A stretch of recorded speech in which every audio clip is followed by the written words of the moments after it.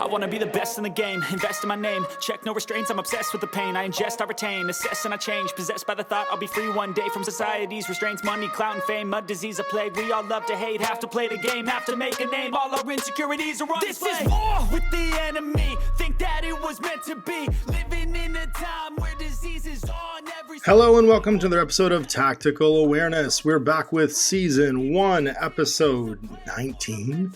We're almost at 20. And today we're going to be talking about faction hopping, about the advantages after you've gotten comfortable with playing Infinity of playing a second faction and what that kind of mentally unlocks for you playing the game. Seeing armies from the other side, seeing how opponents play them, feeling what your opponents feel when they face off against you and what they're worried about the next time you play against that army. So let's jump in, see what's going on with Owen and Dan, and get this going. I never used to do this. What does it mean to go full Dan? See, I don't know. It's evolved. I've never done this before. That's not a lot. That's a lie. I've never done this to this extent before. Yeah, I mean, it's incredible. Like, I'll be honest, watching your Infinity journey is like watching a compressed timeline on someone being in the hobby. You know what I mean? Like, you've done it all in so few months, right? Like, it's like the beginning of April and November you started this game. So like you're on to faction 2 and you've like fully collected faction 1. It's pretty it's a lot. Like, it's a lot. With the new releases of Starmada, I haven't collected them all yet. I mean, that's going to be a moving target forever, right? Like there's never to say that you've like completely collected a faction like the whole point of Infinity is that's a moving target, which I think is great. It's actually one of the things that keeps the game fresh, right? For sure. So yeah, so hey everybody, this is the episode where we get to talk about jumping factions. We're going to take a dive into what it means to play different armies in Infinity, because this is a thing you're watching, you're listening to watch. This is the podcast, so you're actually not watching anything. I'm just stupid and feel like I'm always on a video. But this is one of those things that's happening in real time. We're watching Dan's transformation from an O12 purist of the Space Cops to joining the Imperial forces of Yu-Ching. And I think there's some real benefit in it. Owen and I have talked about this before, about the strength, the resilience that comes from playing multiple factions in Infinity, and how it's like it's relaxing and stuff. I think we'll probably hit on some of those points in this episode. But it came up last week that you decided to go all in, trading all of the War Machine models for a bunch of store credit, and managed to get your hands on kind of all of the Yu-Ching that's just readily available. So it felt like a good thing to talk about. Before we get too far into that, anybody doing anything in Infinity this week? I mean, nope. I went to a tournament. You did go to a tournament. I want to hear about it. You went to a Sentry Box tournament? I did, yes. How'd that go? Pretty good. I decided prior to the event that I was going to play double Maggie the entire day, no matter what. So even if it was like, this is going to play double Stigmata, but then you couldn't proxy. You couldn't make yourself do it. Yeah, I couldn't bring myself to proxy. It's true. But yeah, I decided I was going to play double Maggie because I wasn't going to play double Stigmata, and it went well. Like I finally lost a game with double Maggie in the third round. First round was up against Assassins. Which means Jones is typing right now. Is it Dan? It's definitely Dan. What? Are you typing? I'm not typing. Aggressively? Someone's aggressively typing. Sorry. No, maybe someone's coming up in the background. No, maybe. Okay. Yeah, I was just going to say that I played against Assassins. They were pretty. I mean, he didn't have the right tools to be able to effectively kill me.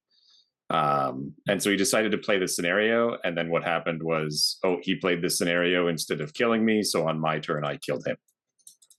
And that's how round 1 went. Round 2 was a double Raicho versus double Magariba guard, with the Raichos getting to go first, and like a tag or 2 died every turn between the two of us. And then round 3 was against JSA. He won the roll for first, which meant I was going to lose at least one, maybe both tags, because of course he has Shinobu. and I did, and then I couldn't recover from that. That's a big hard counter. If all the dice go right, Shinobu will just walk through a couple tags if she gets the chance. Yeah, and I mean that's exactly what it was. Is Shinobu? Nothing went wrong. Like there wasn't that moment where Shinobu messed up a roll or something like that. There wasn't a moment where like, oh, you're actually in line of fire of this guy, so I'm going to shoot you. And it's like, no, I wouldn't have gone there, that sort of thing. So like, it went through, killed my tags. I mean, it was still, even with that, just having to use the remotes that were left and the like little link team that I have. The game ended 5-2 for them. So yeah, killing 2 Maggies in the first round and then still only pulling a 5-2 that's a fairly significant significant like pullback. Not quadrant control. The one with quadrant control that has buttons in the middle. That was the scenario. Supremacy, yeah. So it's all end game state, right? Or is it round scoring on that one? Both. It's both. Oh, it's right. Yeah. Round and end game. Yeah, because it's end game for the having 3 out of the 4 consoles. One for each console at the end of the game, up to 3. Up to 3, and then dominating more for 2 each round, and then 2 at the end, and then equal for 1, and that. So first round we tied it. Second round was the end of the game because he had like the 5 heavy infantry guys that he had just finish me off so that it went into retreat.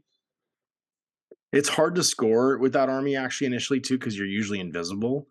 Like a lot of your points, it's funny with the JSA thing, it's really powerful to have all that hidden deployment, but in a zone scoring mission, when you're not at least in a camo state, you're not scoring that zone, right? So well, I mean, his army had like Yojimbo, it had Shinobu, it had Domarus, it had like it was an out in the open kind of fight that just also had Shinobu. And a Shikami who got, there was a moment where I think even with everything that happened, I could have still won it. But I just couldn't land the Panzerfausts. Like Shikami gets shot, 2 shots on 11s. He hits me on a 3, and I just miss both my Panzerfausts. Yeah, so I'm like, if I had hit, maybe I would have killed him. If he doesn't have him, he doesn't have a good frontline piece. Yeah, I'm fighting combi rifles against Domarus, but like they're not linked anymore. 2 of them are frenzied. Like this is doable, but he didn't die. I lost it. That broke my 5-man team, and things just spiral. Yeah, I feel like that's a great whatchamacallit, like example of even how like a powerful list you've been having a lot of success with the last little while. Like if you get bad dice, it just doesn't work. You know, like, or if someone else just gets really good bad dice. matchup. Yeah, exactly. Like I was always, if I went second, odds are I was going to lose. Like that was just the reality of the situation, and I went second.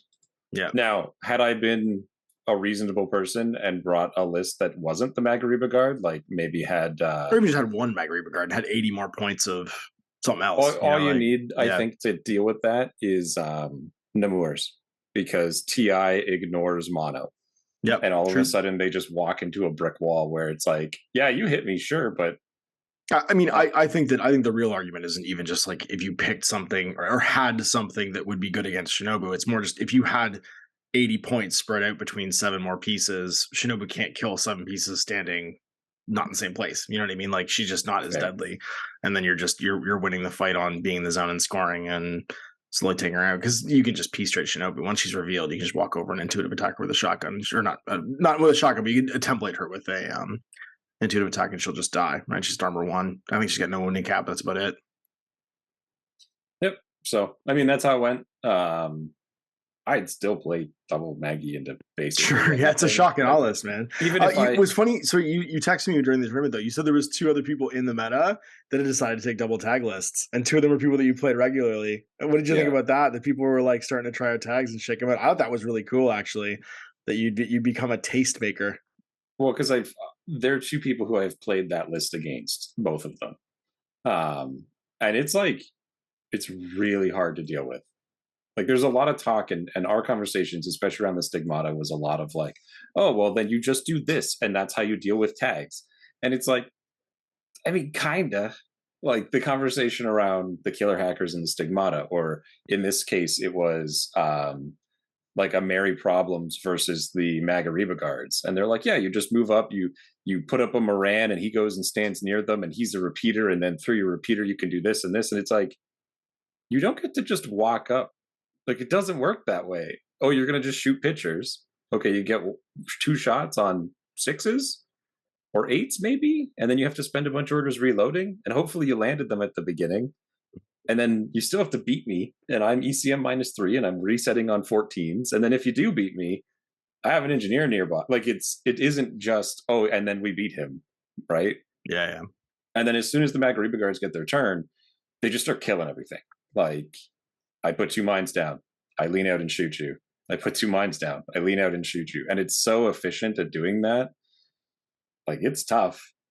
Yeah, The Shinobu's a you good can only answer. do that 6 to 8 times, though, right, during a turn, and that's really good. But if you're doing that combo, actually, it's even less if you're reloading in between. You Right, get so 14 instances of it. Well, you get 14 divided by 3, right? 2. So if it's double shot mines, The mine fire, shoots 2 at once. reload, double shot mines, 2 reloads, 3 orders to do that combo each time. Sure. But I'm just saying, if you have 12 orders in that pool, you do it 4 times, right? 2 tack Well, you have plus 14. 10. You have 4 tack awares because they're linked with guys who have tack aware. Okay, there you go. So you have 14. So you can do it. You can do it conceivably. You can do it 4.5 times. Right. But you don't have to do it every time either, right? Like, Yeah. I'm just saying it's efficient, but if it doesn't work, like it per turn, you could, like, per game, you could do it 12 times effectively, and that's if you lose no orders. I'm just saying it is, and you're not wrong. It is really good. I'm just trying to like do the actual math. I'm going to speak from my 15-ish games of doing this. It is very effective, like consistently effective against literally everything it's gone up against, whether it's a tag, super heavy infantry, mod stacking, link teams. Everybody doesn't like getting the 4 AP or shock plus 2 mines hit.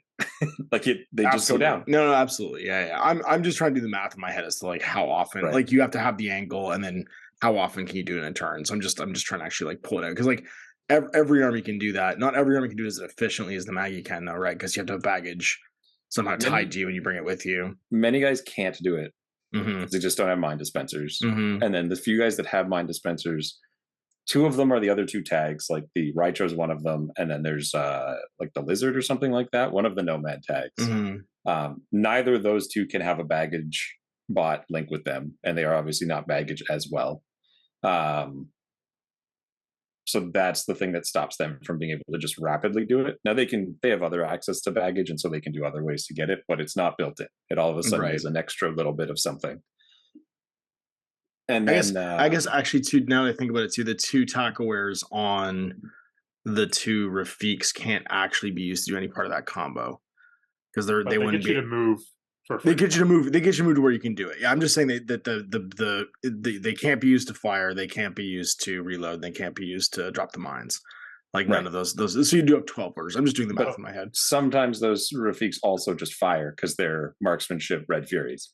For sure. Yeah. I'm not saying they don't do anything. I'm trying to do. When I'm pulling the math out of my head of like how many times can you do that per turn, I'm just trying to see what the actual mix of that would be. Because it's the first instance of it is only 2. Because it's move, shoot the mine, second order, shoot the person. Because you can shoot the mine 24 inches on 17s. Yeah, for sure. And you don't need line of sight of the person. You can relocate with all of those except for the baggage reload. You can move around, do stuff. Yeah. Or every single one of those orders, we can be moving 6 inches at the same time. Right. It's interesting. So, yeah. It's just that with the other factions that could do it, like Nomads and Morads, you need to have a baggage bot somewhere nearby, so you kind of like operating inside the sphere of that baggage bot in order to be able to pull the reloads at the same time. So it's a little more tied. But I think it's interesting is one of the players you said brought the Raicho to do exactly the same thing you were doing. Yeah, and he had success with it. Obviously, his first opponent, no idea what was happening. Like he had a moment where his opponent revealed a T2 sniper or T2 rifle or something like that, and almost killed one of the Raichos. But otherwise, they just killed everything. Just obliterated everything. Yeah. And then his second game was against me, so that's not like You both know what each of you is doing. Yeah. He went first turn first. becomes important. Yeah. But it wasn't enough. Like I stacked my 2 Magariba guards standing facing one of his Raichos right off the get-go, and then they both had line of sight to most of the board. The idea being I can't hide from him, so better that we're just together and can shoot as much as possible. Supporting. Yeah. If you're shooting one of us, you're shooting both of us, you're eating explosive rounds.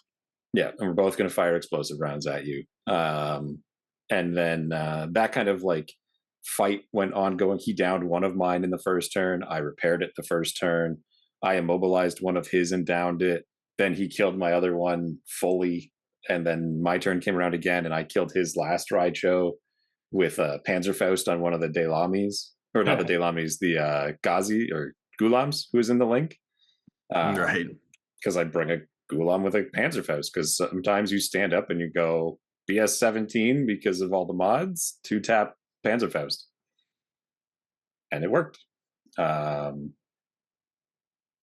that was it. And then he killed the last one as I was dominating the zone, but then I fixed it again. And that was the end of the game. But then his final game, I think it went sideways because he had to play against like the Avatar or something like that. Like it was another tag list. Because there's another guy who's new to the game in the area, and he was playing Seraph plus Tikbalang military orders. Right. There's another double tag list, though not like duplicates. That's so good. I love that. Yeah. Seraph Tikbalang's pretty rad. They're not even that expensive. They're like 70-ish. I think the Seraph can do a very similar job that the like double Magariba guard mine laying. They just need to let you take it without the bot. See, I'm the other perspective. The bot is mandatory. You can bring one that doesn't have a bot. Can you bring it without the bot? I thought you only take one of them. I thought you only take was one version. Hang on, there's 2. One of them is super jump with the bot. One of them, and he gets an AP Spitfire, and the other one gets an HMG without a bot. That's why, because I wanted the AP Spitfire, but I can't take it without taking the stupid bot. But I think the bot is like in the same way that the mines work. The bot does the job. You make a choice. Do you eat a template or do you get shot? You can do the double on. You don't even get the choice because you will get hit by that's what I mean. Yeah. Well, sorry, I'm saying you dodge so that you don't take. You could potentially take nothing, or you shoot back to try and hurt somebody, and you're definitely taking the heavy flamer then. And that BS15 Spitfire is probably not going to miss you that much. That's no joke. Well, yeah, it's got to hang back from the bot, but the bot's relatively safe. I mean, anything that outside can take, of 8. Yeah, that's what I mean. Right? It's not far. Yeah. Well, you need to be outside it so that you're at plus still with the AP Spitfire. Right. You say you gotta hang back from the bot, and then the bot's got its template for range. Yeah. Yeah. But I think it's viable. The problem is that there are a few hard counters that float out there. And I think all of them are tied to deep infiltrating either hidden or camo. Yeah, Specular could be a bad time for you too. Specular and mono. Specular and Shinobu for exactly the same reasons on both of them. And then I think Uxia has a solid case to be made. The problem with Uxia, though, is like her ability to kill, specifically the Magariba guards. The other ones, she has a bit better chance because they have a back arc. She has decharges. Well, I mean, the double Oyoroi that was also there, you don't necessarily go into melee with that either. Nope, those are pretty dangerous. Yeah, but she does have the SMG, if I recall correctly. She does an SMG. You can get up close with her and do the shoot it in the SMGs. Yeah, and that'll mess them up, which works against them. Yeah, no, it was a good event.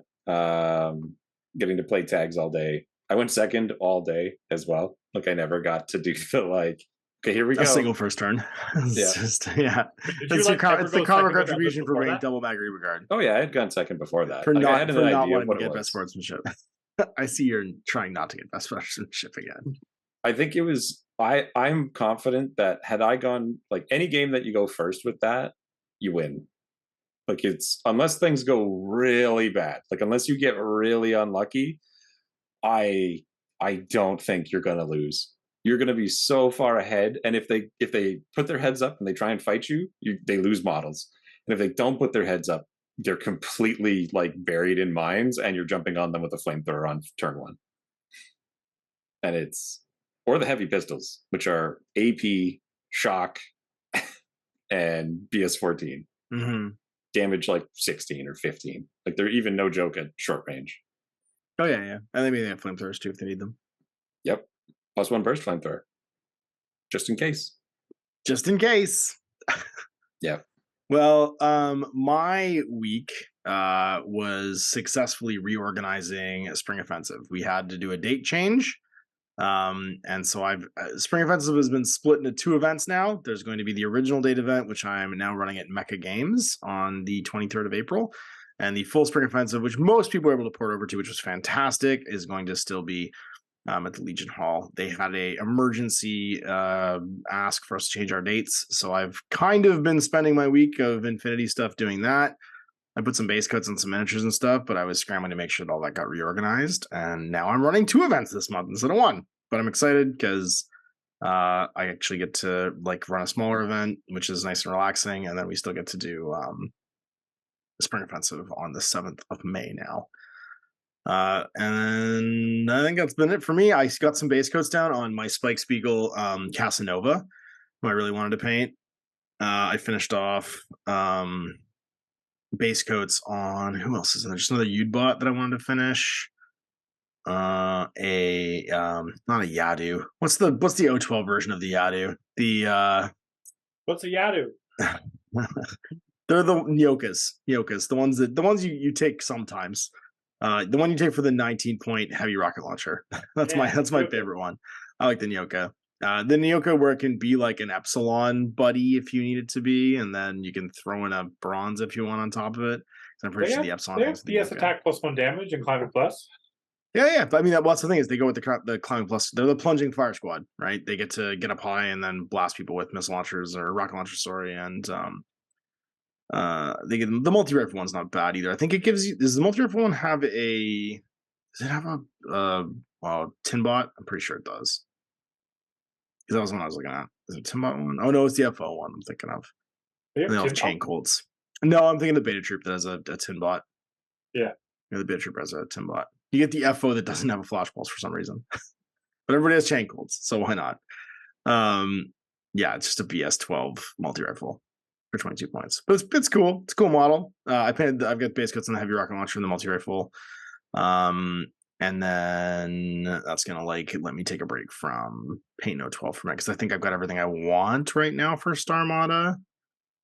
Until like the Sucky droids and the Sarko come out, because those guys are badass. I kind of want to get a Bishi and a Raven Eye and a Tiangu. I don't know if I'd use the Tiangu though. The Hollow Projector one, maybe. I'd probably use the Hollow Projector one. It seems good, but at the same time, it's like. I mean, it's a jammer. Jammers are always good. There's no reason not to take a jammer. Yeah. And Killer Hacker Hollow Projectors are cool too because you can have 3 Cybermasks walking around, which I think is hilarious. No, you just make it. You make it look like a bronze. That's right. Maybe look like 3 bronzes.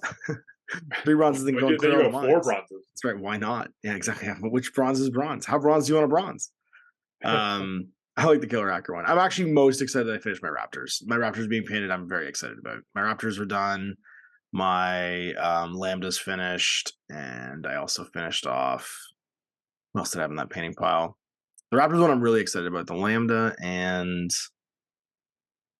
there's somebody else that I painted that I was excited to use. Oh, the blue coat. No, I haven't finished the blue coat yet. There's somebody else I painted in that pile, and I don't remember who it was. I was actually really excited about using, and I've completely forgotten. Oh, the Varangian.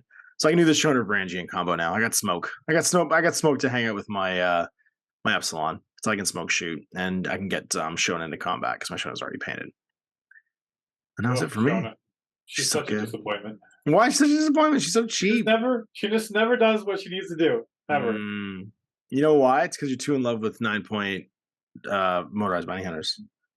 It's hard to come back when you could spend 9 points instead of 26 points and do almost the same thing in peace trading. Because I'm like, I'm gonna come in and go whack with my sword, and then I roll lower than them, and I'm like, well, okay. Yeah, melee is melee has a very very low ceiling for disappointment. Like you can be incredibly disappointed sometimes.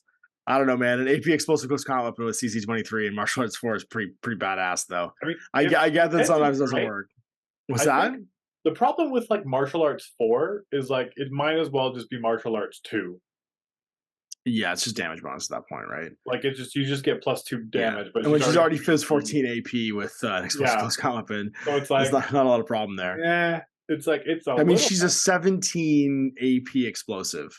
Like she Yeah. will crush anything she hits, and she can go to burst 2 because you can send the Varangian with her, right? Because you just both walk into melee, and now you get burst 2 on your melee attack, which is pretty badass.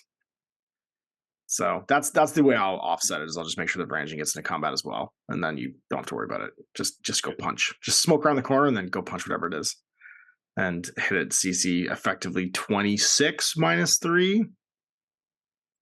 I didn't notice that Casanova has the monofilamental -3. Oh, So yeah. he's -9 in melee, which is bananas. Like absolutely bananas.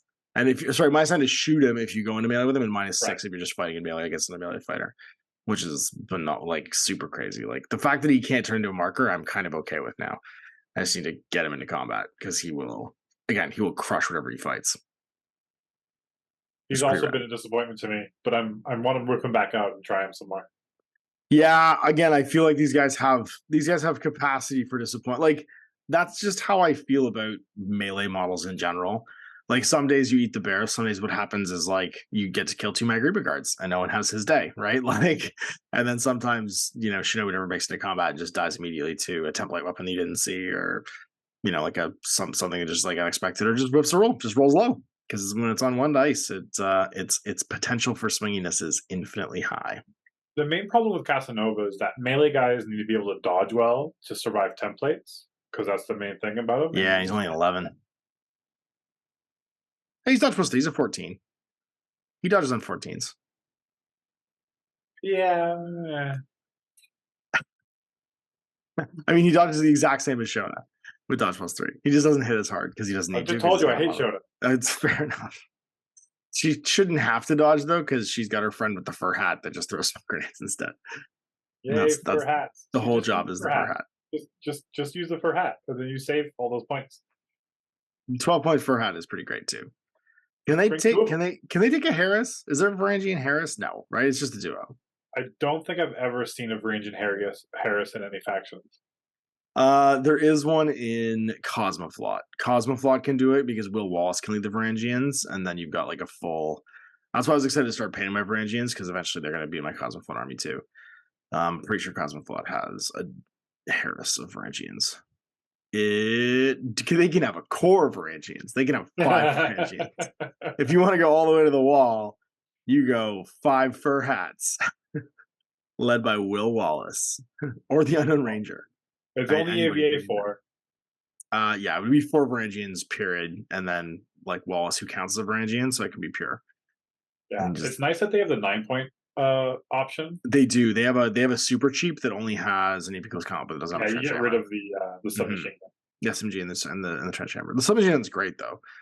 But yeah, preserve +3, so they just charge 8 inches line of sight and go shaboom with their big stabbers. They do have a lot of big stabbers. So the 12-point one is the go-to. If I have a point left over, I always upgrade to the trench hammer. To the trench hammer, yeah, you might as well. DA is so good. I mean, Phys 17 throw too, right? If you don't want to use a template at somebody, if you really need to make it face to face, a Phys 17 trench hammer is no joke. Like, get within 8 inches and hum that thing at somebody at 17s.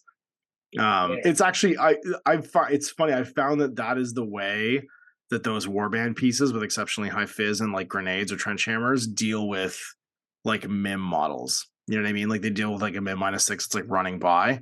They just whip a grenade at it as hard as they can. I think one of my dog faces did that in a game against, I think it was Jordan. It was against Chase. Chase was using Kusanagi actually, and she like stood up and she's like, I'm in cover with mimetism and all this other shit. And the wolf was just like, I'm in 8 inches and I have a grenade, so I still hit you on 13s. Like he's Phys 19 effectively throwing a grenade within 8 inches. And just like threw a grenade physically through her body. It didn't actually even explode. I think it just hit her like a dump truck and knocked her over. Well, He's the Ogren from Dark Tide, where they don't throw grenades; they throw boxes of grenades, and it's That's just amazing. a box, and it just hits them. it just hits them. Oh, I really want to play that game, not because I think it's a good game, but because I just think it looks amazing. It feels like one of those games like Left 4 Dead and Vermintide. I'll just enjoy playing mindlessly and not worry about the actual like gameplay of the story or anything like that. It looks really pretty. I had so much fun playing Left 4 Dead for so many hours. Oh my god, that was like the last days of me playing anything to do with like online PC games was definitely Left 4 Dead. I forgot that the main character, or the dude in the suit and the Left 4 Dead 2, the dude in the suit and tie, is played by the lead singer of the Headstones. Hugh Dillon is like the voice of that guy, which made me he was on what was that Toronto SWAT team show that everybody liked for a while? Oh, it was like some TV show that was all about SWAT teams. We didn't like it that much, apparently. Yeah, I haven't watched television in 20 years. I know. I haven't watched anything that my YouTube algorithm hasn't shown me in 20 years, Ash. I don't know what you're talking about. Fair enough. All right, well then let's jump into talking about faction hopping, because I got 3 kind of big points I want to talk about, but I want to hear what you guys think about it too, and why I think it's important. Why playing it? I feel like Infinity, and this is, I guess, running with the thesis statement. Infinity is a game where I think there's a ceiling on how good you can be at the game until you play at least 2 factions. Because I feel like there's a cap on your understanding of like everything comes from this common bucket of skills and tools. And as soon as you break into playing a different faction, it allows you to then, like, I think, accelerate your ability to absorb the information of the game. And to see like the ones and zeros of the matrix. And that gives you a real comfort level making decisions during gameplay that I don't think can be underrated. So, and this is why it was on my brain, is we've watched Dan accelerate in his understanding of Infinity, his ability to like comprehend and talk about it in like the last 5 months. And he's gotten to a point where he's like hungry to figure out another faction. And that's my favorite part of Infinity. Like, if I need to refresh Infinity in my brain for a while, I just paint a new army. Like, I just go to one of the other factions, or I go to an older man I haven't played in a long time, dust it off, see how it's changed, see what's new, and it totally like reinvigorates my interest in the game. And so let's talk about that, because I think that's useful. So I want to hear from Dan first, man. Why did you? What was it that precipitated? Besides buying this tag, obviously that looks really cool. You got the Veja, and you thought it looked awesome. But what was it that made you feel like your brain was ready to jump into another faction in Infinity? I don't know if I thought about it that much. Normally, I don't jump factions, and I know that's the thing, is you're very mono factionist. Yeah, it's I usually have like a side faction that I like to play a little bit, but mostly it's like you play the one faction. Unless you're like not having fun with that faction, then it's much easier to faction hop. But Infinity, I feel like with the vanilla, and just because I collect everything, I almost like I could have fun with it 012 for like a long time. There's Definitely. like so many kinds of lists I want to explore, and just that, and Starmada. Like all the Starmada changes happen. I'm like, I haven't even played a game with Starmada yet. I know, but it feels like it feels like a whole new army, just with like 2 new units and a couple of like shifts. It feels like a whole different army. Yeah, it's definitely. I mean, when I first started, it wasn't like I couldn't really tell the difference that much, because I was like, oh, I'll try this, I'll try that. Oh, fire teams are unwieldy. I hate Starmada. Give me back vanilla. But then I was like, want more options. But now I'm like, okay, well, I kind of want to explore kind of more Harrises. I'm not. I mean, cores are okay, I guess. I mean, they're really strong, but I kind of hate them, because like 5 models have to be all in one. I feel like core is something where you need to be able to pump your own brakes in list building and decide what's a good enough core, right? Like that you're not spending the whole bank on building the best core you possibly can and then grinding that against your opponent, because they're not all created equal. And sometimes building the best core link you can is just spending too many points on something that's not as effective as maybe what you're going up against, or even like an individual fighting piece you just can't crack because you have some kind of like inherent mechanical disadvantage that you can't overcome. But it's not even that. It's like a Kappa Blue Coat Harris is, I mean, core super cheap. You know, for like, I don't know, like 60 something points. Sure, definitely, yeah. You have like heavy weapon and hackers and all this fun stuff, and I'm just like, it's so annoying to move them around. Oh yeah, yeah. Take a I lot of hate real estate. this. It Yeah, was just like, it was strong, but I didn't like it. At the it end of was the day, I was like, uninteresting. Yeah, I get no, that. I want to have more flexibility in movement. So that's when I was like, when I was looking at collecting another faction, I was like, okay, well, I kind of had my heart set on Druze. Like, a local guy gave me some free Druze Yeah, yeah, yeah. models, I mean, and I you was have like, that yeah. basically. Like, there's But then the you. Bulleteers got nerfed, and I was like, ah, As if that was the deciding factor. that wasn't at all. But it was just like, oh, I just have to make these fire teams work now. And I'm like looking Yeah. at different models. I'm like, and you just like don't have that flexibility. And I'm like, but I'm like, but what if I collect the big faction? And then I can start with one of the sectorials and then Uh-huh. move into another, vanilla faction. Like spokes on Like, a wheel. Yeah, yeah, absolutely. right. And so it started off, I was just gonna buy a few models, right? That's And how it it always turns out, starts. Just have a couple. we Just a talked couple. about the all you need is like one line troop, right? But also most tags can be lieutenants, or a lot of tags can be lieutenants. Sure can. So all you need is a tag of the faction, and then your mercenaries can fill out the rest. Yes, we've proven that that is functionally true with Infinity. So as long as I have that Ouija tag, I have a fully painted Yujing list right now. You just need one Lieutenant Zanshi, and then the tag, and then everything else can just be Ada Swansons and Libertos. Yeah. No, I don't have Libertos yet. Oh, that's right, you don't have Fishman yet. So why Yu-Ching? Like, what was the thing? Was it the fact that Owen and I don't play them? Like, Yeah, what was the thing that attracted Look, you to I it? want to be a unique snowflake, okay? I mean, obviously, yes, and you are. There's no one that will ever take that away from you. You are a beautiful, majestic, unique creature, and that is your strength and power. But why Yu-Ching? Everyone like picturing me with like paint in my mouth and like trying to like paint with the other side of my paintbrush. I'm special. So, but and obviously that's cool because that's going to add a whole. I think that was one of the strengths of the first like half of this season of the podcast was we had all very functionally different armies, and this is one we haven't explored yet. It does do a lot of things that your current faction doesn't do as well. Was that part of it? Maybe. Nah, I don't think that hard. That's fair. Look, Japanese themes kind of thing, or like Oriental things. They're always cool. They're always neat, and it's just kind of like it's again. It started with the little tag, and I was like, "That's a cool tag." And I was like, "Wait." I like that. I'm trying to assign meaning to something where you're just like, "I just did things, Ash. I picked yellow because that was the color of faction we hadn't done yet. We've done red and we've done green and we've done blue. We hadn't done this one yet." The only thing I regret is I chose orange, which is like the color for the faction, but I chose like a white underlay instead of like a metal whatever. So that it'll still be somewhat unique, but it's really easy with some contrast paints, so I'll just like sweep through that army. Yeah. I airbrushed all mine when I painted them, and contrast paints would save me a absolute metric ton of time, which I'm excited about when I finally get back to them. I might do mine jade though, like a jade green. I think when I finally get to my Yu-Ching army, I'm gonna do something slightly different, do like a jade and terracotta color maybe. Yeah. So then you said you could start with a sectorial. Is there one? Have you picked one yet of the three? That's why I bought all the models, so then I could decide later. That's fair.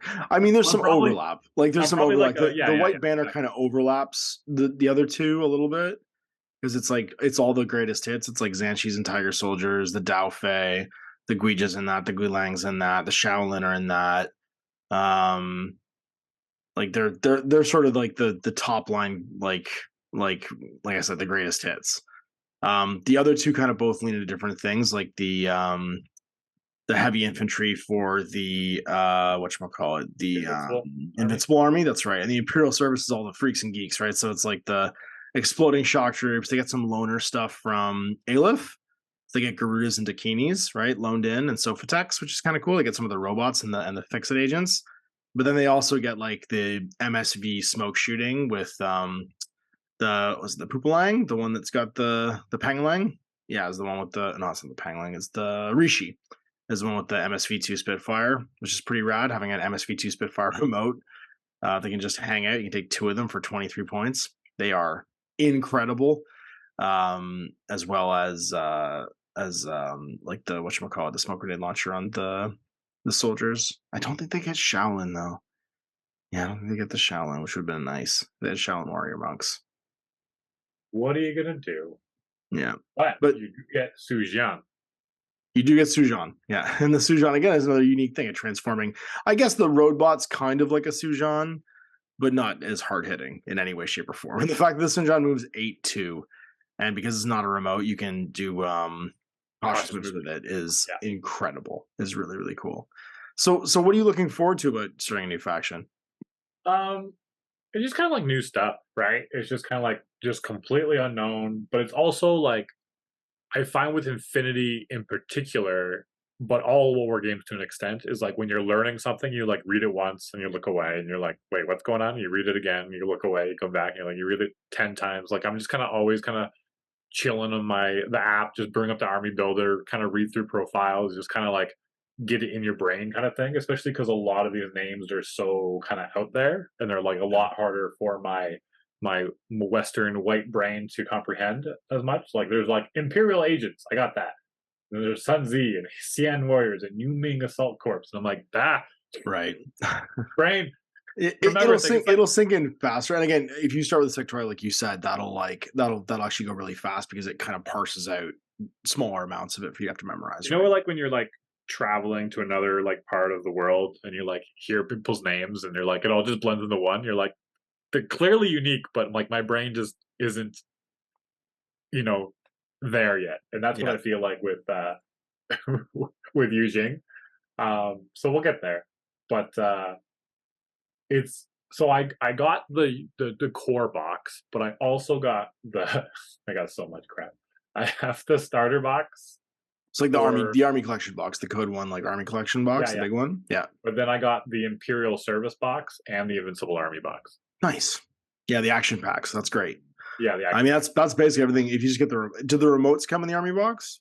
Do you have some remotes to start off with? Yeah. So you'll have the size 4s and the size 3 remotes. That's important. I added some extra size 4 remotes as well that I ordered. I think the Long is an underappreciated remote. What do you mean? Just on a side one. Yeah. The Long it's the Yaofeng Long The new one. It's the little like eyeball bots, right? Oh, it's camouflage. I love them. Yeah, they're like baby Sunny bots. I have a pack that I was looking at starting off with because I just like the fact that they're like camo forward bots. Deploy double tap Panzerfaust or Flammen Spear with AP mines. These are right up Owen's alley. These are like little, and they're cheaper than the Sonic bot, right? So they're what, like 20 something? 17. Yeah, they're crazy. They're like Daylamis, basically disposable wise. Yeah, they're much closer to Daylamis. They don't hold a candle to the Sonic bot, but they try.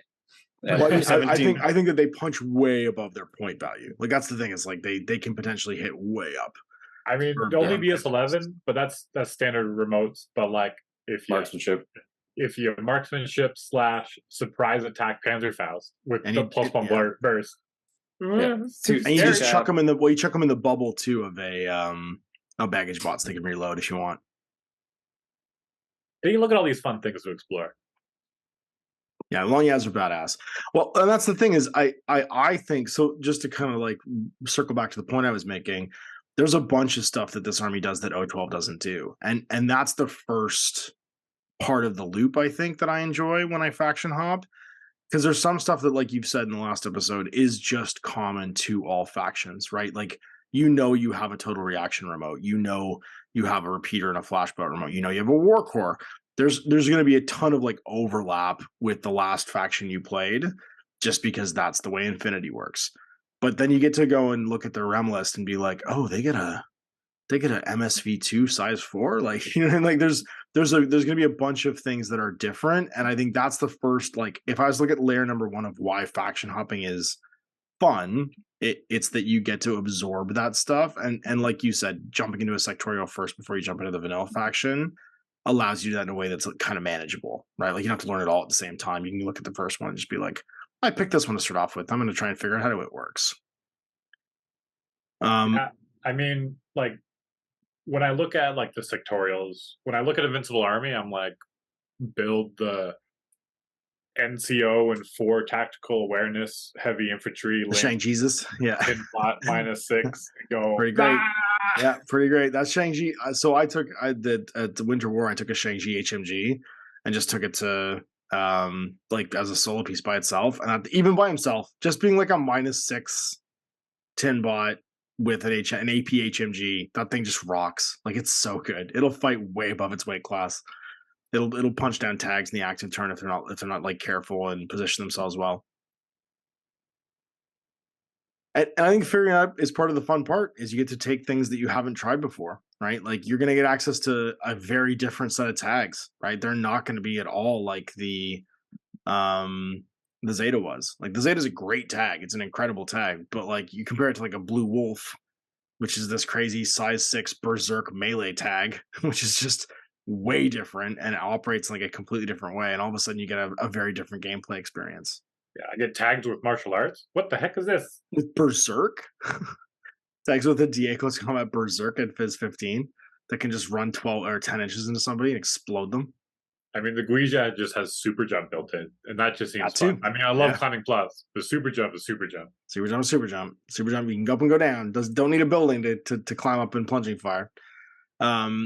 So yeah, and then the second part is the loops, the like gameplay loops of like I make a list I've never played with before, and I watched you do this back in November, December. Is you would try a new list every week that did something totally different. I love changing factions just so I get to experience that again. Because once you've played a faction for a while, you start to like settle into comfortable chunks of like 8 to 10 orders of your list that's kind of always the same. And there's like maybe like a revolving door of like, I'll change it up this way this week. Right. But when you start a new faction, you go through like an iteration phase where you're like, I'm going to play the totally different list every week as I'm painting or because I just want to try something different. And you get to have that like Monday morning quarterback after the game, which we did probably for like 3 months with 012, where you dissect like what's interesting and what you like and don't like about this new selection of miniatures. Is there any standout for you so far? Like, is there any like list you're excited to play besides that Ch-Ch-Chaaaanges one, the All Harris list? See, I don't even know if I'm excited to play. I'm excited to see if it works more than anything. You know what? Like, I'm excited to see, like, okay, I don't have 15 orders. Yeah, pick it apart. I have. I mean, but you do have 15 orders. But That's I do. Crazy thing. But it's also like everyone has 2 wounds, right? And it's like in the tournament, I faced a JSA list that basically everybody had 2+ wounds. Yeah. The cheap like melee heavy infantry army they can pull. Yeah, and then there was the total immune guys, and it was just kind of like I had such a cheap kind of like I fully believe I lost that game because I just got crit on my turn and my entire army died. I brought the wrong list, but so even with a bad matchup, it was just kind of like, oh, I'll crit you. You take 1. You save 1. Yeah. You're not as resilient. I explode. And this massive of resilience all of a sudden where you just can't. You can't just get knocked down in 1. So all of a sudden, it was just kind of like, I lose any fight, I lose my model. He loses any fight, he gets a second go, and I'm like, ooh, yeah, this is. And then if you just win a few fights to begin with, then he's so far ahead that it's like, oh, how do I deal with this? And it's just like there's a cool strength to that. And that's a really different. I mean, that's a really different experience from 012 too, because you can't make a powerhouse army like that. Like you do have heavy infantry and you have access to them and stuff, but apart from a few things like the beta troopers maybe, and even they're not that tough, you can't make like this is my all like super tough pipe hitters who do nothing but when one guy takes a wound, he just lays down and the next guy stands up and he's also got 2 wounds and he's fresh and he's armed with an equally cool gun and he goes and fights you. Yeah, so that's kind of like how I want to explore Invincible Army. I mean, it's doing things you couldn't do necessarily in 012. For sure. I think what's going to be really interesting after that is your ability to then play 012 against an army like that. Because that's advantage number 3, is when you play a different faction, you play a new army like that, and you start to understand actually what you're afraid of during your turn. The next time you pick up 012 and play against Ch-Ch-Chaaaanges, you're going to be like, oh yeah, I see now. I see what I could have been doing against this guy the whole time. And I think that is the last layer of what makes faction hopping so powerful is that you get to get inside the head of your opponent the next time you play against that army. I'm just gonna wait for these stupid things to come in the mail. I mean, that waiting for Christmas morning is always a painful process. I mean, I think we can talk about that story actually, where Owen played against an almost the Code of the Carbonite. Didn't you play against another Assassins list in like the first round? Yep. I have played against him in the first round of every event since I moved to Alberta. He's your white whale. I think I'm the white whale. No, he's your Ahab. Sorry, I said that backwards. Yeah. You're the white whale. Yeah, I'm pretty sure I am. I'm the monster in this story. Yeah, because he brings different lists each time, and they're like iterations on things. And the hard part that he has, at least nothing else withstanding, is like I know exactly what every one of your models are. Yeah, even the tricks camo that you're trying to pull, even the camo, like yeah. He has the 2 camo markers, and I'm like, are they less than 16 inches up? And they're within 8 of each other. Oh yeah, they might be 2 Daylami. They might be, but I know that everyone else here is about 250 points. Yeah. So I doubt it. Yeah, and so things like that make it hard because, like, Assassins, I think in particular, wants to play a shell game. And if they can't play the shell game, it's harder. Yeah, you get a lot of insight into the army you play when you face it after you've hopped into a second faction. And even like seeing similarities between things that your new faction can do and factions you're not even playing. Like once you use impersonators and Assassins, you start to understand how they work coming out of Combined Army, right? Or coming out of another faction that has access to that same gimmick. So it like you learn by playing, let's say, Haqqislam, how to deal with Ariadna, how to deal with like a bunch of camo markers. You get those same sort of like, you get those reps in that same kind of like skill set. So I think it's really valuable because I think you're going to learn a lot about playing heavy infantry, and like these specialty like gimmick units like the Sujan, and some stuff into like hidden deployment and stuff even more too, because you have access to ninjas. And that's going to make the next time you play O12 against an army that can do those kind of tricks feel really different. So, I mean, the guy that I'm mostly excited to kind of play is the Yan Huo. Yan Hao? It's Huo. Yan Huo? Okay, and this is in the Invincibles? It's the bioimmunity ones, the ones that are always taking their best save. Yeah. The neurokinetic missile launcher is what he's looking at. Yeah. The big guys, big size 5s. Yeah. So here's the thing, though, is that neurokinetic missile launcher means he can go by himself, but the FTO one is missile launcher +1 burst. So if he's standing in a link, he also gets the same, but then on active turn, he'll get 3. He's 3. He's a burst 3 missile launcher, yeah. He's a horrifying missile launcher, burst 3. I mean, to be fair, though, a missile launcher isn't necessarily better even than a rocket launcher, though, which is already burst 2 goes to 3. I don't know if I'd take that one unless you can find a really good backfield purge for him to use that. I can even outrange HMGs. 3 rolls is a lot better than 1 roll. And I'm not disagreeing with you. I'm just saying, like, other things that are similar. It hits really hard. It lands really hard when it lands because it's all explosive. So here's the cool thing, is that he's armor 5, going to be armor 8 in cover. Yep. With 2 wounds.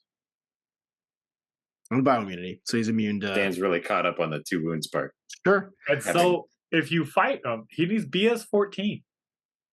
Yeah. And so if you shoot him, you're like, just, if you fail, you explode. You explode. Yeah. If you fail, you're dead. And so you're absolutely dead. To shoot at him. He's a shockingly scary guy to fight. Absolutely. And if you win against him, you got to win again. Yeah. Most likely. Yeah, absolutely. He's going to shrug a lot of hits. He'll shrug other HMGs. Like if someone tried to HMG him down, he's just going to be like, whatever, go for it. My armor's going to be tanking this. And so it's just kind of like one of those things where it's like, oh, that's really cool. Who can he link with? Zhu Yong's. He can have a Zhu Yong in the link with him, and then any of the wild cards. So he could just have like a Hulang or a Sanbei. You can have any, like, you have a ton of linkable remotes in this too. I forgot about that. Yeah. the Sonbei, the Pangling, FTO, they can all link as well. And like Li Gong and Qingao, all those guys can link. Yeah, he's a cool piece. I don't know. The Neurasthenic one I think is really interesting as like an AR piece, like you said, and he's cheap actually. What he 45 does, he just points. kind of sits in the corner and goes, Mhm. "These fire lanes will be awful to fight the entire That's right. time." And you can Move just your leave 'em. link. I dare you. I dare you. I'm gonna be as back as far as I can because I can shoot the table with this thing. And then you need to pick a time you want to fight me. And if you don't pick the right time, I'm just gonna explode you with missiles. He's a very neat piece. And a lot of the army is good in melee, which is kind of like that one thing where if someone gets close to you, it's like, oh, okay, it's over. Because I'm CC 13 and I'm like 10 fizz. And it's like, and I just die horribly. Yeah, a lot of martial arts, a lot of decent melees. And so when you have that, it's not like that you're using it, but if like someone has an option to try to use it on you, all of a sudden it's a scary roll again. Mm-hmm. Yeah, definitely. I think it's going to be a very interesting shift for you. You're gonna feel a bunch of mechanical power you're not used to, which I think is interesting. Have bad dice right? and I'm just gonna die horribly. No, I don't think that's gonna be it because it's gonna be really spread out. Because that's the thing about Yu-Ching is they have a lot of very dependable. So if the hitting power of the Pano is their dependable stat, right? Like they have lots of BS13, BS 14 gunfighters. You've got lots of BS 13 gunfighters, but they're all really relatively hard to kill for their points. Right? They've got a ton of this weirdly not heavy infantry, 1 wound, no wounding cap, arm 3. Or you have some heavy infantry that is no wounding cap, and so they're cheap. Like the Hadaos are 21 points for an arm 3, 1 wound, no wounding cap, BS 13 gunfighter. They're really interesting profiles. And I have Bixie, which overlaps with Bishi, yeah, Bishi's pretty great. Did you win a Bishi? Do you have one? Do you have a miniature? No, I custom made one until one's available to get without buying a whole tournament package. It'll be next season. Next season, that model becomes a range model. Is usually how it happens. Oh, and did you win one? Did you get a Bishi? Sorry? The Bishi with the sword? Or was it you won a Fiddler? I got a Fiddler a while ago. I don't remember how I got it. I think I won it. I think you wanted the ITS, yeah. And ITS. Somewhere there. Yep. So I think that's going to be that really is the layer, I think, after you've got kind of gotten a faction in your head, is those 3 steps, figuring out what it is you're excited about that's new and different, completing those loops and absorbing it, and then getting inside the head of these new unit types, because it unlocks a whole lot of, I think, competence in the game, and that just makes the games more relaxing. I honestly think the more factions you play, the further you get from I needed this list to win, and the more sort of comfortable you are piloting Infinity armies in general. So I think it's a good thing, man. I'm excited for you. I think this is going to be a fun thing to watch you unlock over the next few episodes. And Owen was talking about a new way of doing faction breakdowns, because I brought up the fact that since we've stopped doing faction breakdowns, people are listening again. Because faction breakdowns are the unboxing videos of Infinity podcasting, and are generally, they get kind of dry. Everybody wants their faction, but it's not interesting to everybody because it's usually fairly tailored to the faction in question. And you had some ideas for doing them differently. Want to talk about that? I mean, sure. I just anyone can read the profiles in a faction. You can sit there and look at them in a vacuum and be like, they're ballistic skill 14 and they have mimetism and blah, blah, blah, blah, blah. I think the value of talking about the faction is to talk about it as a faction, the sum of the models rather than individual models. You can do callouts, of course. There are models that are important, but I think it should just be a conversation jumping directly to here's your faction. Here are some wombo combos that this faction can accomplish that make it either stand out or it's something that someone else can do, but this one does it in an exceptional way or a different way than the others. Mm-hmm. Yeah, here's the top line of what makes your faction unique, and here's how we're going to prove it with these 3 things that they can combo up and do that that make sense and are useful. Yeah, like here's some profiles that are a collection of skills that don't appear very often or don't appear at all elsewhere. So that's where you get things like the Fides and the Speculo Killers, who are just independent models who are fairly unique across the 500 potential models that you could bring in the game. Yeah, the scope of infinity. Yeah, and then what do you do with that information? How do you go first? How do you go second? What are the things that are like, hey, these are the staples? Like, yeah, you have access to all this stuff, but let's be honest. When you play these guys, you're gonna bring insert thing. Like, Hakazlam's probably not going to do a big remote game. Yeah, you have access to all the remotes that everyone else does, but your line infantry is really good for what you're paying. And they're super versatile. So if given the choice between a remote and a Gulam, probably going to take the Gulam. Is that the same for Yu-Ching? Is it the same for insert faction? Maybe not. And there's some things we should just never have to talk about again. Like, we never have to talk about remotes again, right? Like, after those 10 episodes, like, everyone knows what for that matter is. Yeah, exactly. We shouldn't have to talk about those. We probably shouldn't have to talk about doctors and engineers, because everyone kind of has like their staple like support unit. You know, like there's certain things that everybody kind of will have their head around. So I think what we should do is, for the next couple episodes, we should help Dan, once his models show up, if they show up the next week or two, break down what he wants to try each week, and then maybe he can get a game and we can talk about it afterwards. And that would be like a cool loop to do. I think it's going to be like another 3 weeks before I get anything. Dan, you think that? Screw your plan. When it happens, we'll do that. I don't care how long it is. I think it'd be fun to do and try out your idea for doing that, Owen, because I think that's a useful way of doing it. We just top line stuff, right? Like, what is it about this faction that makes it useful? How would you apply that to like the different challenges in Infinity, like turn structure and kill missions or hold missions or grab missions? Because I think we could boil those down into different topics too. Yeah, because I think also, like, as much as Infinity is like resilient to net listing, there is a degree of, here's what this particular subfaction or faction does, and these are the models that stand out within it. Yeah, like there's always going to be mechanical advantage, right? Like put these things together and they will put X together, they'll do Y. Yeah, and that's probably worth discussing, especially if we're still gearing this towards people approaching these things at the beginning. That's useful information, like, because it's not necessarily self-evident when you look at the sea of profiles in Army. Yeah, and you can also take specific lists and break down.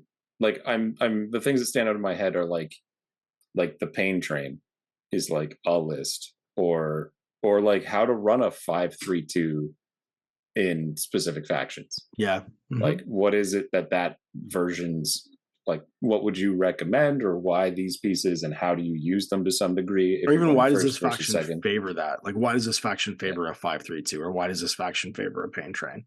Yeah, are you going to bring a missile bot in Pano? Maybe. Are you going to bring it in Nomads? Yeah, absolutely. Yeah. Well, why is that? And who makes the use of that? And like, if you're going through the list, why is it that you're going to circle around a missile bot as a viable tactic rather than insert other thing? And I think that's why isn't that a thing that's happening in Ariadna, or why isn't that a thing that's happening in insert faction? Yeah, and I think that's a bit more of an engaging conversation, because it's much like a solid 50% of those talks to 60% of those talks is literally, and then Konstantinos has infiltrate. Yeah. The next model has, and then it's just like, or us ranking them against each other. Well, it's us ranking them against each other. It's us reading 3 profiles that all generally do the same thing and saying, that one can be neat. Of these guys, here's these 3 guys, but this is the guy. Exactly, and that's what we ended up doing to kind of like engage ourselves. I'm saying is when we were getting those faction profiles, we were like, we had these 3 guys, they all kind of do the same thing, and like we started skipping ahead. Like, we were already starting to do a version of this at the end of the last few, where we were and there's these 3 infiltrator guys, but this is the one you're probably going to take. Well, you guys are just boring. Maybe, Dan. Maybe. No, for sure. For sure boring. I mean, the stats prove it. since Dan woke up and started a Yu-Ching faction, where our stats are booming. But so this is what I'm looking forward to most about starting another faction is, and it's like, this is kind of like takes a while, but it's kind of like when you're playing them, it was just so much more like rapid when you actually play with the models of like, okay, this does this. Because you guys have played this for so long and know so many freaking profiles in your brain that it's like, oh yeah, it's like this guy, or oh yeah, you got to watch out for that guy. And I'm like, you guys are just saying names again, and I have no idea what's going on. Yeah, And it's just kind of like, and so as I get more things in my brain and more different types of units, then I can start to comprehend those conversations more, but almost can be part of them.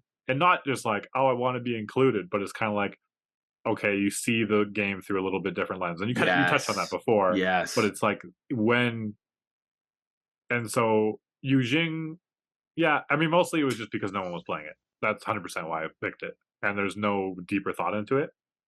But upon further analysis, the fact that it has a lot of different types of units that I usually don't bring or can't bring or haven't brought with the more support. It's like I'm confused because like normally I'm like, okay, this is how I kind of, these are my like little models. If I bring this, I want to bring this as support, and like I know 12 decently well. But now I'm like, wait, what's the support piece in Yujing? Like who's that model that does that the best, or what's that? You don't have your go-tos anymore. Like you don't. There's no like obvious auto thing that you got so comfortable with. Right. And despite the fact that I hate the army builder, I mean, I like the army builder, but I hate that you just can't search in the army builder. You're like, I just want to search this name. You can't do it. You can Google it and it references you back to the army builder that way. But you're like, oh, wait, what was that thing? Now you can look up, despite it doesn't have anything to search. Again, you can scroll down, but you can find like, okay, who's everybody with stealth, or who's everybody with paramedic, who's everyone with doctor, who's everyone with NCO. Right. And it's just kind of like I can kind of go through and get a feel for what the faction's capable of or what their strengths are. I'm like, okay, well, O12 didn't have a great infiltration game. So it's like, let's look up infiltrate and let's look at the skirmishers in this army. Oh my god. Right? It's kind of like, okay, like what's there? Like what's possible? Or like who are these characters that I want to be looking at? Who are the engineers? Who are that? So so that's, especially when you're on your desktop, like the army builder is really great at kind of like reminding you of what you should be kind of looking at. It's like, oh yeah, what kind of hackers do I have? What kind of killer hackers? Or what kind of weapons? Because it actually filters out the weapons that aren't available for the faction when you're searching through. So that's nice. So you're like, oh, I have AP heavy machine guns. Who's got that? Why is the Hacktow just a worse Swiss Guard? These are questions we're going to find out. Because they had to buy their Hacktow armor from Pano, and they got an inferior version. We dodge better, but I can't aim. I'm like, oh, I have crazy koalas. To be fair, the Hacktow can do some stuff that they can't do, like having a hacker. The Hacktow hacker is pretty legit. As opposed to the Swiss Guard or the Swiss Guard hacker? Is there a Swiss Guard hacker? I thought they only had a missile launcher and HMG. I didn't think they had a hacker. You bet he has a hacker. Well, he's only whip 12, so he's whip 13. Thank you. Oh, I'm he's so the sorry. best among the Panos. He's the best I have to offer. Yeah, he was on the range longer than he was in school. Yeah, that's fair. That's fair. I can see what you're saying about him being largely a worse Swiss Guard. Yeah, he's not really. They're so close to being the same guy that it's like a 3-point difference. You get dodge plus 1 inch, the other one gets plus 1 BS. You get -1 whip. It's like, they're gonna do the same thing. They're gonna kill any number of normies that are in the way. That's right. They're gonna bully little pieces. But then you look at the Shen and you're like, oh, I can have an Aquila guard, but with like way less point like sunk into it. And firewall -6. I'll take a multi-marksman rifle Swiss guard or Aquila guard with a fireball -6 and +1 to my SWIC. Cool. Yeah, we got to roll to discover. Infinitely terrible. Fair enough. All right. Yes, but the reason it's not infinitely terrible is you get smoke in this faction, Owen. It's true. So here's the cool thing: is I found this model, this profile. Li Gong, Invincible's Lord of Thunder. Yep. And he's got rollerblades. He's got Albedo. He's got multi-spectre level 1. He's only got 1 wound, but he has no wounding cap and immunity shock. Yep. But he's got a Blitzen. And I was like, what the hell is a Blitzen? And it's Already a learning something new. disposable EM weapon. Yeah, it's an EM Panzerfaust, basically. It's amazing. Blitzers are amazing. They're And I was like, that's cool. Will I ever bring them? I don't know. But hey, I learned what a Blitzen was. He's a weird pocket piece. If I didn't look at this faction. Yeah, he'll jack up Atalanta, right? Like he's a super weird pocket piece that like has a very specific job. And his very specific job is to go hunt down dudes with MSV. Turn 1, I kill the MSV. Yep. That Morad sniper does not like this guy. No, at all. Exactly. Like he's a guy that you might have as like a list 2 piece. You know what I mean? Just in case you go into a faction where you know you're going to be fighting tons and tons of MSV, and just watch Lee Gunn go clean up. Like whether it's because he's rollerblading over there to go like hit him with nanopulsers, or he just fights him with a shock marksman rifle and kills them because they can't see him. And also the fact that he has MSV, meaning that if they have some kind of camo tech, he just doesn't care. Yeah. He's real good at one specific job. Like he's not a thing I would have in all of my units, but yeah, he's pretty fantastic. And you also get some other cool things. Like you're one of the factions that weirdly gets non -6 hidden deploys. You get the Hunduns, which are this cool, like relatively inexpensive hidden deploy surprise attack camo -3 mim shock marksman MSV1. You've ruined the surprise. No, he's amazing. Hundun's fantastic. And then you get weird stuff too, like that you just would never have had access to, like a lieutenant who's a heavy infantry who's in camo.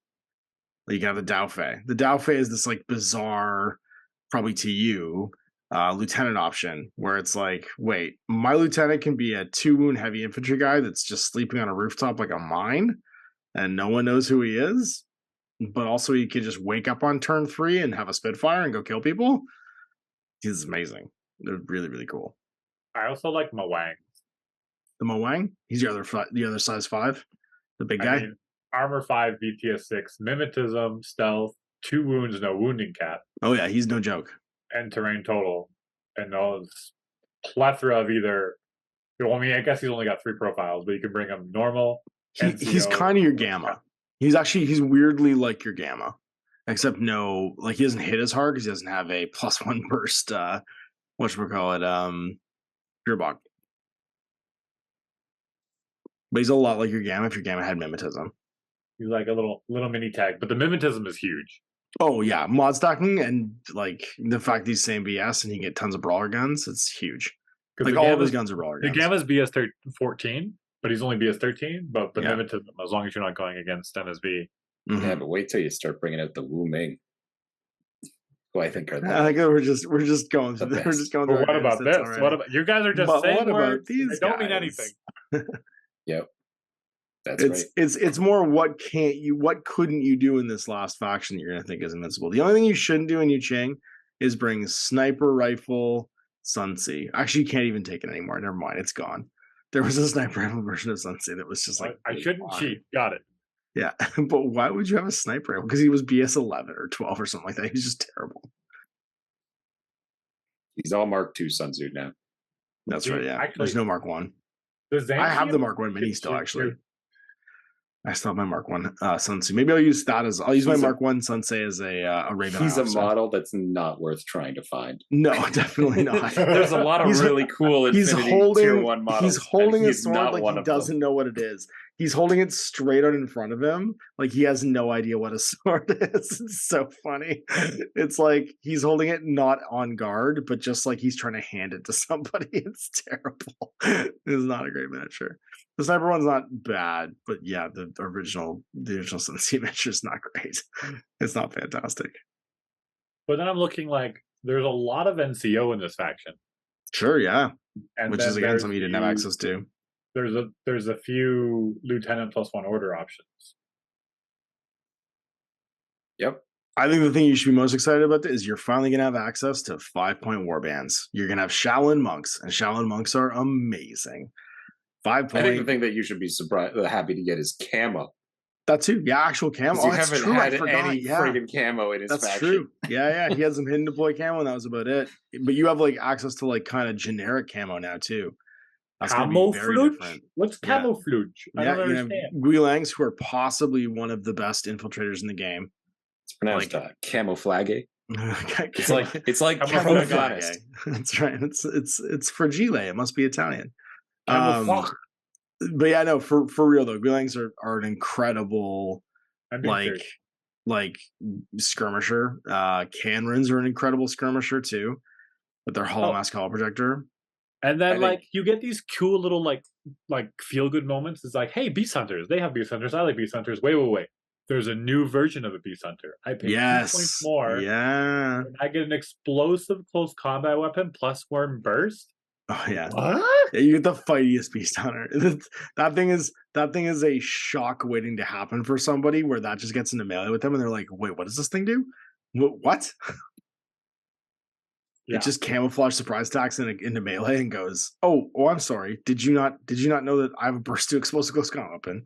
And with Super Jump, he's probably going to get Fizz 15. Yeah. Well, Fizz 15 super. You don't even need Super Jump. You're just walking in camo if you want, because you're. But I mean, you can deploy camo Super Jump. Yes, you could. You can Super Jump into melee with it. You're like, sure. I'm going to jump up on this building. You're like, we discover. I walk again. Oh, you got me. I walk again. I punch you in the face. I wish these things had Berserk. It'd be so amazing if they had Berserk. So you just walk out in camo state and then just Berserk into somebody with your explosive close combat weapon. And kill the hell out of them. But yeah, it's cool. Like, and there is some stuff like that when you faction hop, where you're like, oh, even this unit I thought I knew, I don't actually know because it has a different profile in this army that I've never seen before. This also, as we've slowly gone more and more talking about the faction of Yu-Ching, is more what I was trying to describe about how to do a faction review. Just jump around, go to things that stand out. Pick a list and a theme and here's what I'm trying to accomplish. I want to go first or I want to go second. I'm going to go second. I want to not die. Who makes me not die if I go second? Well, here's my list of camo guys. Here's my neurokinetic guys. Here's the link teams that I can bring. And what are the optimal way to do this, or at least my perspective of the optimal way to do it. And that's the interesting thing more than. And this group also has a Beast Hunter. Yeah. You're getting access to some mercenaries you actually haven't had access to before, because you get Major Luna. She's amazing. She's something that I don't think you've seen, Dan. A viral sniper rifle mercenary with MSV1. She's viral Nauf. She's incredible. She's bad Nauf. I don't know, man. Viral sniper was pretty great. Or she's cheaper. She's cheaper than Nauf. Just triangulated fire, so she can just always hit on her BS if she decides she wants to. 5-man mimetism climbing plus viral rifle team. What if they have BPS Everyone can do that. Fair enough. I'm just saying, with triangulated fire, you could be mim -6 suppressing and cover, and she doesn't care. She just shoots you. Wait, and she has actual camo. Because triangulated fire is like a full order. It's a long skill, and you ignore all mods. You declare BS attack with your BS weapon. And ignore all mods. And then you give yourself -3? Yeah. Your BS -3, but you ignore everything else. Yeah. Could be, yeah. I mean, there's just so much, and it's fun. And you guys are like, well, what about this? What about this? And I'm like, I'll get there. But it's it's such a bigger faction than 012, and I'm like, it's huge. Let's see who has heavy machine guns. Yeah. Oh, there's 10 of them. Oh, then there's an AP, and there's a multi. HMG. Ooh. This is your first big swim into one of the original 5 factions, right? Because there's 5 original human factions: Pano, Yu-Ching, Ariadna, Hak-Islam, and Nomads. And that's why it took so much longer to do Hak-Islam than either you or me, Dan. Because even Aleph hasn't been around as long as the combined army in those 5 human factions, so it just doesn't have as many releases. And 012 is the newest of the factions, right? So it's got even less. So there was far less to dig into last time for you and me than there was for Owen's Hak-Islam army, and Yu-Ching is just as it doesn't have as many factions, weirdly. I know it does have as many factions. It's only Ariadna that has, and Pano, that have 1,000 different sectorials. I forgot. But there's just this you have this limitless supply of models you're gonna get to play with and check out. Yu-Ching definitely goes more into the wild than Pano does. It doesn't go all the way. It doesn't have its super soldier program, but it's got Guangxi, and that's just as good. Exploding political prisoners. And Shaolin monks, man. Shaolin monks are amazing, and some of the Shaolin characters, like what's he called? The Lian K. He's cool. Martial Arts 4 Berserk. Like he's a 21-point fighty super monk. I'm gonna have 2 of him now. Anyone want extra land K? Sure, I'll take one. Come to your house, Lian Dan. The only problem is the one I've already painted. Although, do I even like this paint scheme? Maybe I'll just give you my crappy paint job. Whatever Perfect. you want. Hey, these guys have 2 motorized bounty hunters. They sure do. And they can probably duo. Wait. So the Quang Shi, this is a weird freaking interaction in that at the bottom it says a Quang Shi unit is composed of 1 Celestial Guard and He's their guard. Monitor Celestial. Yeah, you have to take the guard in order to make them a far team. He makes them a far team. So in order to take a far team, No. They're even in vanilla. You need to still. They work like the Puppinautica almost. Where they're not like a link, but you have to have the boss keep them in line, or the Antipodes, or Antipodes. But they don't act together. But in order for you to bring them in your list, you have any Quang Shi must have a Celestial Guard monitor. I don't even think you can take a Quang Shi outside of ISS. They only exist there because they're the only ones you can... They're in vanilla. Are they in vanilla? Yes. Gotcha. They can't link in vanilla, but they can in the other one. So but I would bring them in as long as they're all in the same combat group. You're allowed to take up to 4 Quang Shi and a Celestial God monitor. Yeah, link start every list 33 points. Go nuts. Honestly, my Imperial Service list obviously has these guys because it's like, wait, they're 5 points? Yeah. And they're dogged? And they're regular. And they're regular. That's the thing, is that they're a crazy little like they're band kind incredibly of thing, cheap troops. for being regular. Yeah. Wait, what was that thing where we're only allowed to take line troops? It's just plain challenge mode, man. That's all it is. Plain challenge mode. Quang Shi don't want to run into suppressing what are they called?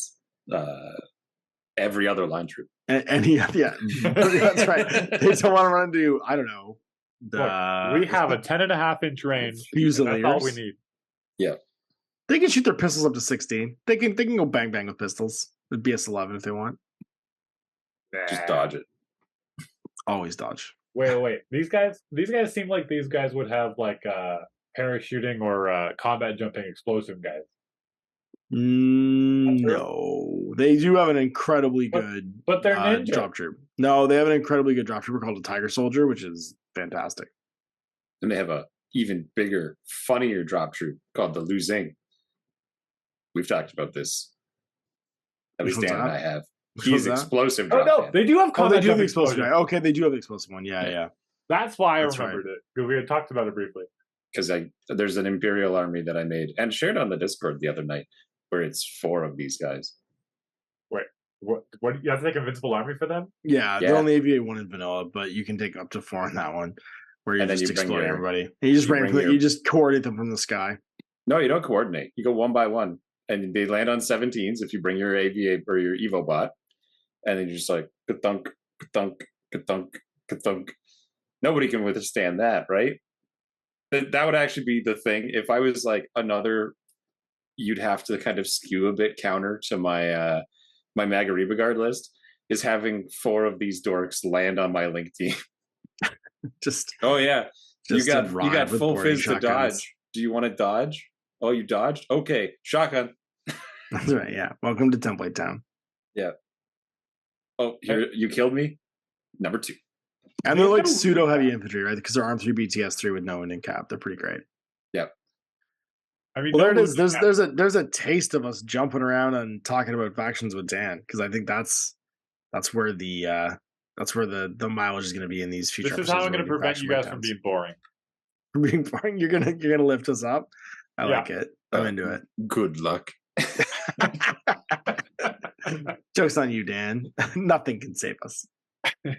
Oh, I know, but life is all about the struggle. It's all about friction. It's the war of art. It's all about friction. Whatever the thing you have in friction is the thing you care about. And for me, it's about not being boring. Sweet. Well, I'm going to keep working on my O12 as a distraction. And for the end of this this like ITS season, or the second half of this ITS season, my O12 is going to get paint it up a little bit, and then I'll probably jump back to different faction again just to like spice things up. I only played one game with them, and it was that panic room mission where I got completely pantsed because I didn't bring an army that could shoot within 16 inches. I just took stuff that could punch and fire. I was like, oh, wait, I have to go to a room? Ah, nuts. I don't know how I'm going to go do this. I painted 15 Nomad Miles before I realized I was just painting the X-Men. So no.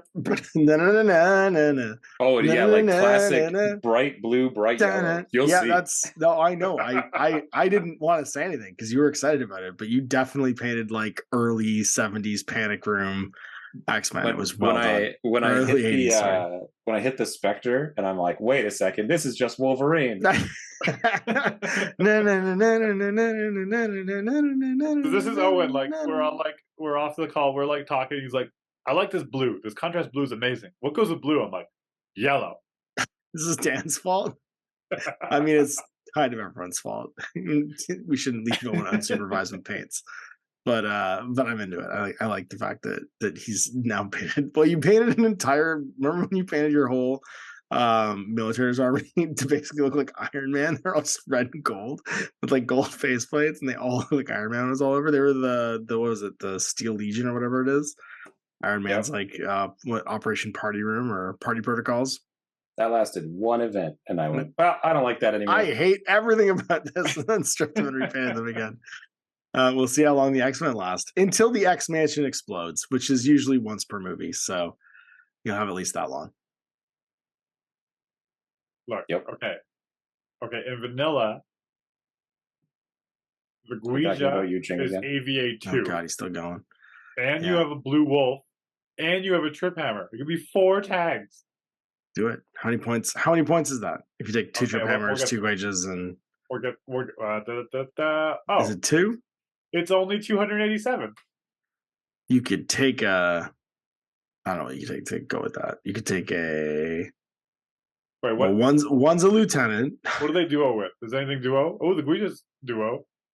In vanilla, they do. They can duo with Zuyongs, Shang-Chi's, Sujans, Crit Cockram, who's I'm pretty sure an engineer. Jujak's an engineer. I don't have points for that shit. I mean, just don't take the trip hammer. Just take double Guija, double, I don't know, Jujak. Jujak, engineer. Look, you're saying words again that don't have any meaning to me. Well, you're looking at the fire team's chart, so I'm telling you, for 224 points, each of your Guijas can have an attached engineer with a boarding shotgun, Panzerfaust, and D-charges. And you can go walk around and hope he doesn't accidentally break the Guija because he's only whip 13 and can't reroll the result because it's a man tag. So, no lie, I had my Guija, I think, broken twice by my own engineers because they can't spend that command token to reroll. That's a huge deal. You accidentally snap the leg off your own tag and be like, oh, sorry, my bad, sorry. I want my Zeta back. I want my Zeta back ribs. I don't think I've ever failed to repair a thing with Hakkasan. Well, good for you, Whip 14, the faction. Jesus Christ. Weird flex, man. Everybody knows you're whip good. Sorry. Joke's on you, I've only repaired once. I know, because you don't believe in repairing. Unless it's a Maghreb guard, we don't bother repairing anything. If you don't cost at least 80 points, I'm not bothered to repair you. That's right. That's right. Fair enough.